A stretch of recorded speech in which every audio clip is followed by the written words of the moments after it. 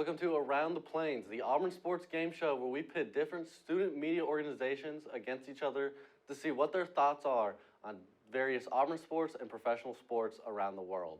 I'm your host, Zach Card, and today with me I have Caitlyn Griffin from The Plainsman and Eagle Eye TV. I have the sports producer for Eagle Eye TV, Colin Beyersdorf, as well as Daniel Locke from Weagle 91.1 FM.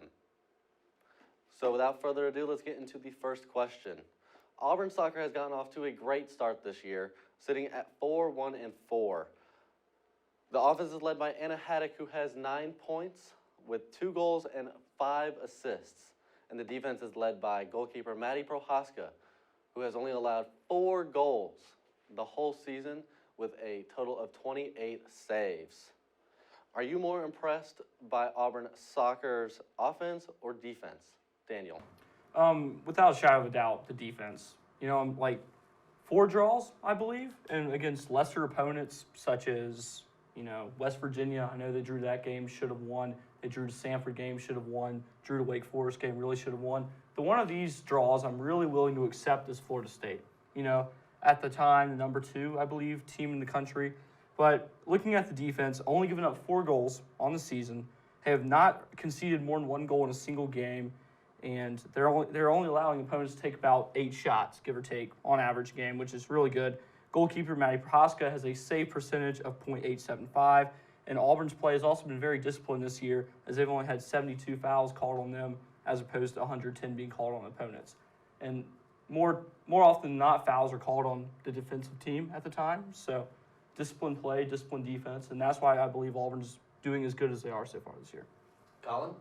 Auburn has outshot their opponent in every single one of their matches thus far, and they just can't seem to find the back of the net. They've been shut out 3 times this season already. 2 were draws. 1 was their most recent loss, the first loss of the season to Missouri last night. And, they've just not been able to find the back of the net. They've not had anyone just step up and score besides Hackett, of course, but she doesn't even lead the team in goals. So, yeah. Caitlyn? I also have to agree with them. I think their defense is a lot better than their offense. Their offense hasn't been able to generate any major plays, and they haven't been able to get the ball at the back of the net. So, Auburn Twitter was going nuts all week in speculation whether the football team was going to come out in orange jerseys against Penn State or not. As we know now, Auburn did not come out in the orange jerseys and instead opted for the orange face masks. But Coach Harsin has not closed the door yet on those orange jerseys being an option in the future, saying, "This is America. If the people want them," and then kind of faded off into the rest of his sentence. Do you love them or do you hate them? And would you like us to wear them in the future? We'll start with Caitlyn. I personally like them. I think it was a classic. It was kind of like going back to the old days. I mean, were they a little tacky? Absolutely. But, I mean, that's sort of the whole thing. It's a classic. So I like them. Yeah, this is me next? Yeah, come on. Yeah, I like the orange jerseys. Personally, I'm happy we didn't trot them out against Penn State, because I think if we did, they would never be worn again. They were only worn 4 times in the Bearfield era, and so they've not been worn since the 1980 season. And they're 2-1-1 all time in that little era. And I'd like to see them get trotted out again, but I don't see it happening this year. All right, Daniel? Oh, I love them. And, every other sport we have, baseball, basketball, softball, they all get to wear orange. Why can't football? And as you said, the 80s ones do look tacky. But then this is an era of the Steelers wearing jerseys with black and yellow vertical stripes going up and down their chest, and the Packers trotting out with a brown circle on a navy blue jersey. So you can definitely do things better now. Jersey style has definitely evolved a long way. So I think that if we were to wear orange jerseys now, we could most definitely make them look really, really sharp like they do in other sports. Staying on the topic of Auburn football, we have seen 3 games now and sit at 2-1. Which Auburn football player has impressed you the most this season? We'll start with Colin.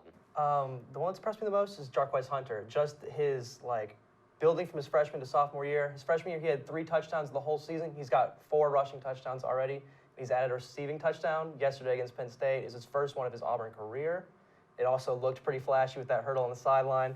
So that's got to add to it. He's only had 21 touches the entire year. He's turned that into 4 rushing touchdowns. So I think it's got to be him. All right, Caitlyn. I've been most impressed by Javarius Johnson. So, like in the first game against Mercer, he set himself a career high for yardage. And even though he hasn't been dynamic as much in San Jose State or against Penn State, he's still a reliable player that Auburn's defense can rely on. Harsin has made numerous comments on VAR's ability to make plays. Shed and Zion talked about his speed and his ability to change directions. And I think he's a very dynamic player for Auburn's offense, sorry. All right, Daniel Locke, finish us up. Mine's a little different here. Both of y'all went with an offensive skill player, which is very respectable because ultimately they get points on the board. However, without a good O-line, you can't move. You know, we've seen that. Very unfortunately, but it's been the fact. But Killian Zaire, the senior left tackle out of Munich, Germany, has done an amazing job of protecting Robbie Ashford or TJ Finley's blindside, maybe Zach Calzada's, maybe, Sawyer Pate's blindside at one point this year if things keep going the way they are. But doing an amazing job. Left tackle is arguably the most important position, not only on the O-line, but in all of the offense because, like I said, the quarterback's blindside is very important. If you don't have a good left tackle, you're not going anywhere.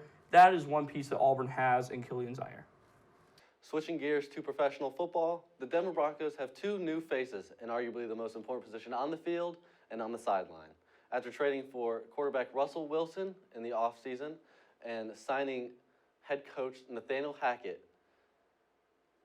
the Broncos were down by 1 point in their season opener at the Seattle Seahawks, Wilson's former team, with 2 minutes left to go.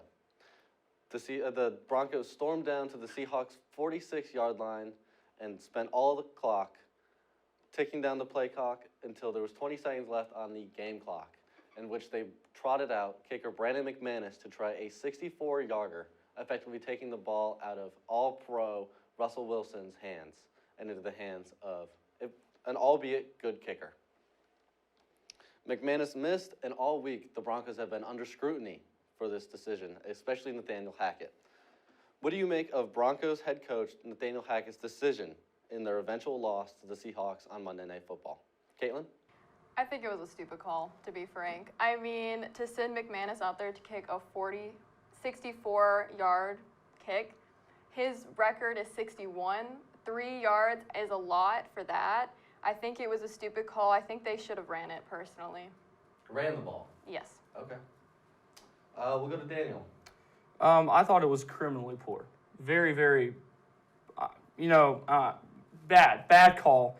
And I just don't get the point of you pay Russell Wilson $245 million over the next 5 years, and you don't trust him to pick up 5 yards when he has Jerry Jeudy to throw to, or, Melvin Gordon to get a little dish pass out to. Like, 5 yards is all you needed because, there's a huge difference between 58 and 63. Evan McManus is good. He's no Justin Tucker Younghoe Koo. 63 was way too far, and I just don't see how this guy's an NFL head coach. Wow, and we're going to finish off with Colin, the resident Broncos fan. Yeah, so, it was stupid. It was real bad.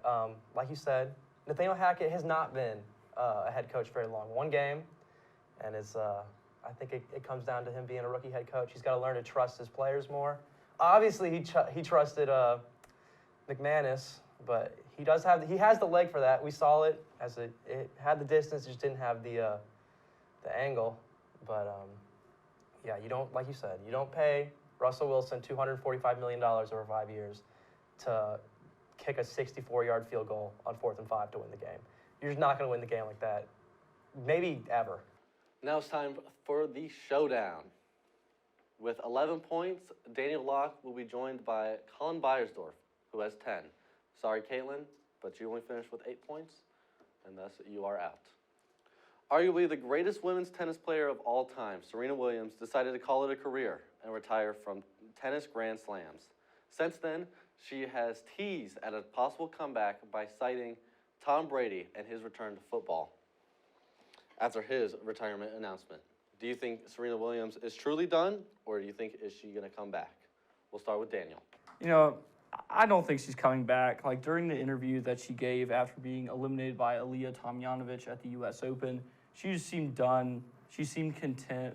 She had, her daughter there, obviously her whole family there, including Venus, her sister, who is also a remarkable tennis player.